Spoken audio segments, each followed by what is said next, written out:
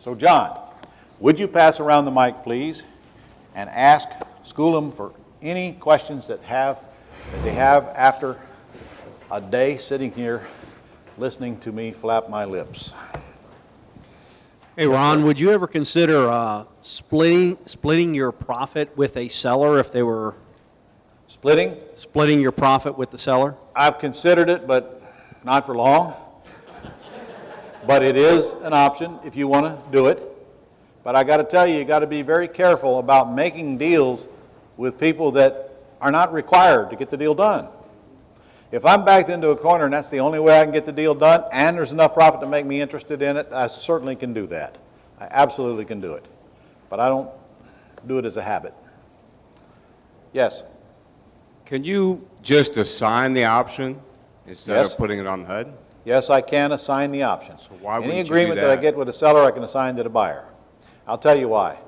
Because when the buyer goes, now look, if the buyer happens to be an all-cash buyer and not going and getting the loan, boy, that makes it real easy. I mean, we can do anything you want then. I can do anything I want. But if the buyer is going to require a loan, the lender is going to check the title and find out that the person, you, does not own the house. So I want the contract to come then directly from the seller to the buyer, and we got a normal deal. Question up here. When you do a lease option and you collect an option deposit, or that's non-refundable, how do you convert that to an assignment fee without complications? That's a good question. I don't convert it to an assignment fee. If it's an axe deal, and I am just assigning it, we just point blank tell the buyer, this is an assignment fee, and this is what we get for finding this property for you and pre-screening you and getting the seller to approve you. That's what we just call it. We call it an assignment fee. It's not an option deposit. In fact, I have cautioned Scott on many occasions to make sure he doesn't call it an option deposit. First of all, we don't even mention it till the buyer is well into the deal.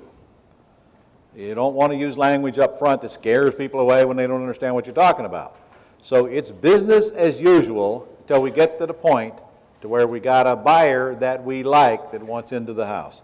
And then we simply explain the details to them. And then, of course, if that assignment fee becomes a problem because they want to use it toward their down payment, then I'll explain to you earlier what we do with the deal. We just lease it to them directly from us and assign our lease to the seller instead of the other way around. Yes? I just want to make sure I'm clear. With the sandwich lease, do you not close or finalize your agreement to lease purchase until you have the lease purchase tenant buyer? Oh, that's a good question, and absolutely not. Remember what I told you earlier today. Whether it's a sandwich lease, whether it's an axe deal, you must, or whether it's a simple purchase and sale agreement, you must have an agreement to buy or lease the property before you can go look for buyers. So in a sandwich lease, I'm leasing it from the seller, which is, by the way, a totally different lease than if I don't intend to stay in it, which we're going to cover. So I've already got the seller to sign the lease to my entity before I go find the buyer. Then I put the buyer in. The buyer goes in front of an attorney, and then the attorney closes that one and also contacts the seller at that point to get him to sign anything else that needs signed. I want my attorney to have a conversation with both seller and buyer. Buyer in front of them, seller usually by phone. Okay. But All the right. attorney does not get involved till I find the buyer. Okay, thanks. For a tenant buyer situation, do you do any pre-screening for that potential buyer that they will qualify at the end Yes. of the deal? Yes, we know they won't qualify. That's why they came to us to begin with. We know what their credit looks like. We know what their income looks like, and we wouldn't approve them to go in the house if we don't know that, which we're going to cover all of that tomorrow.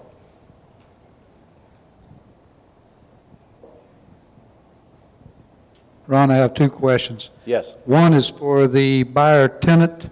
How do you handle the insurable interest of that person in this property? Do you simply add him as additional insured, and have you Nope. had? No.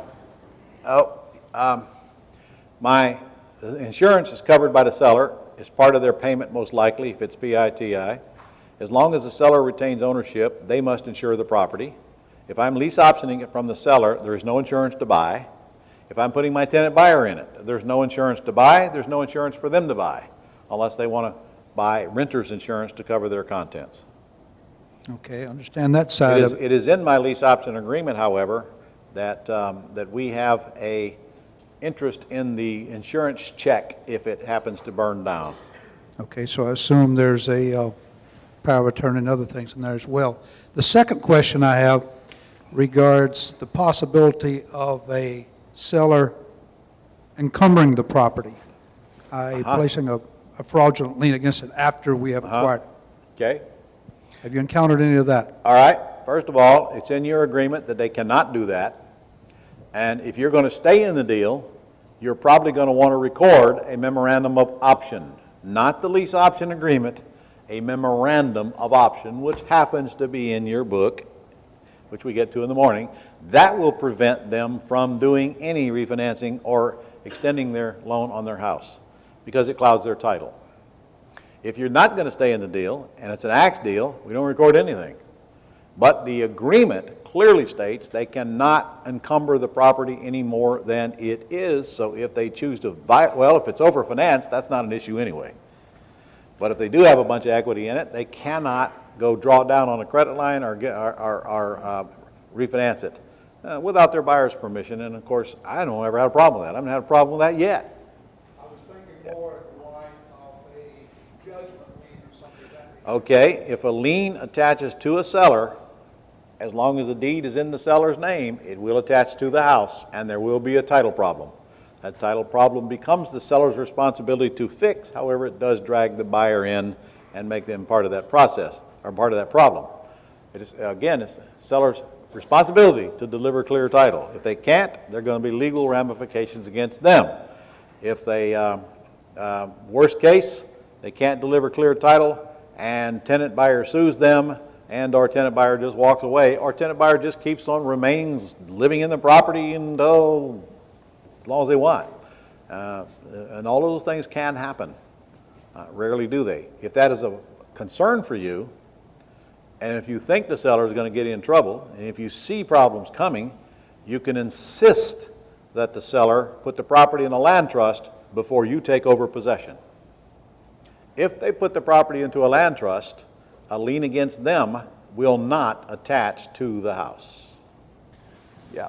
My question is, how can you pre-screen or qualify a potential tenant or buyer if you don't mention the assignment fee or any kind of layout at the beginning? You said you don't disclose this until the deal is almost done, or just before the deal. I don't disclose what exactly. That there's a, We disclose what the whatever you payment- call it, assignment fee or some we- cash payment up front. Okay, so we're talking about an axe deal. Correct. What we do disclose is the loan balance and the payment because we can't control it. So, Yep. and I'm telling you, and this is going to be very difficult for you guys to believe, the buyer does not care what's owed on the house. That's They care correct, about but two things. you, How much does it take to get in, and how much is my monthly payment going to be when I get in, and I have a long term to do whatever I want. We go and find tenant buyers through the normal channels. And then when we get them to the point, in fact, we don't ever tell them, this house is overfinanced.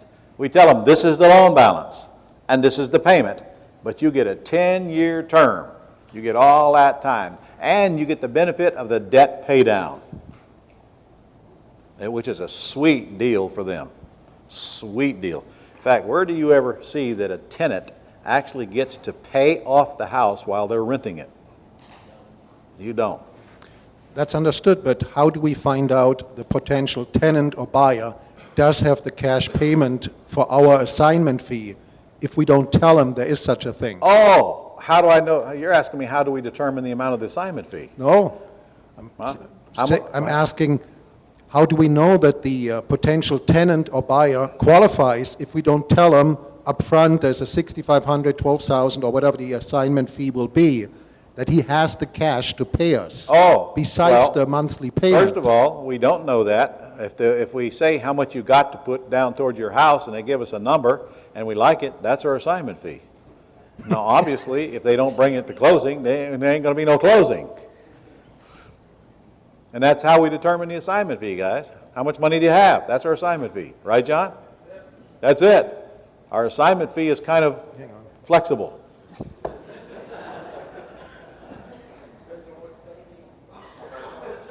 We don't name the assignment fee. That's where you're I'm not so confused. concerned about what the assignment fee is. I'm concerned about how can we pre-screen potential buyers when they do not know upfront there's a cash payment required. Well, they do know that up front. What makes you think they don't? Okay, that's what I was my First question. At question we what ask point? them, how much of money you got?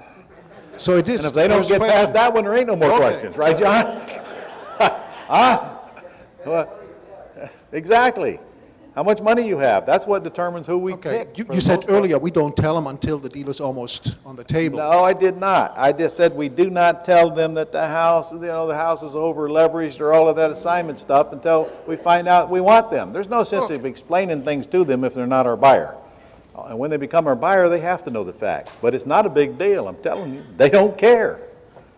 Do they care, Scott? Not at all. You would think they would, wouldn't you? But you're forgetting that deep down desire to be in that home of your own. They just don't care. Yes? On page 48, where it's, if highly leveraged, 48? yeah, page 48, the script says that I'll lease your house with the option to buy it at the loan balance at the time it's purchased Yes? and make your payments until then. Is that Yes? correct? Yes? You're not going to make them, but their payments will be made. If you don't like it, change it to, and your payments will be made. You're worried because I'm not the one making their payments and the script says I am, right? Right. Well, normally it says you're going to make the first one payment or two payments or three payments. Now, you're Where am I confusing an axe confused? deal with a sandwich lease deal. There ain't no discussion about three payments in an axe deal. And I am going to, their payments will be made, and they will learn along the way that it's not me that's making them. In fact, it's in the rest of the script. I'll find a tenant buyer, you'll qualify them, and you'll decide whether they go in your house or not. But their payments will be made. So what is the question exactly? What are you confused about? It just appear, in some of the other proposals, we're getting money from them. We're getting the first, No, you're not. You're getting the money from the tenant buyer. You're not getting a dime from the seller. no, that's right. That's right. That's right. We're getting it, You're getting the first payment that the seller gives you, first month's rent, right. because your attorney is collecting it. Okay. All right, I'm good with that. But from that point on, they're getting their payments made. All right, one more. Back when you were talking to him about optioning his house, for 800 down to 500, and he gave you the objection to, well, I want to sell my house. Would you in that instance allow him to list that house also? Would you let him list it? Yeah, would No you? way. No. If he wants to list it, let him list it. You cannot try to option a house that's listed. You're going to have a rash of crap with a realtor. Believe me, you do not want to do that. Either he wants to list it or he don't. If he wants to list it, you're out till the listing expires. And incidentally, you don't want to go option a house that's already listed either. Guys, do you know that if a realtor has a listing agreement, they have a contract? And if you go interfere with that contract, you're going to get sued. It's called tortious interference. And you will likely wind up paying the commission to the realtor. And we don't go around realtors' back trying to steal deals from them. However, it is incumbent upon the seller to let us know that it's listed. Now, of course, when you get out to the sign and you see the realtor sign in front, that's a clue. At that point, you better be really inquiring. Oh, what's this? Oh, it's just a buddy of mine. I'll call him and he'll remove it. Okay, are you sure? Because I can't do this if there's a realtor involved.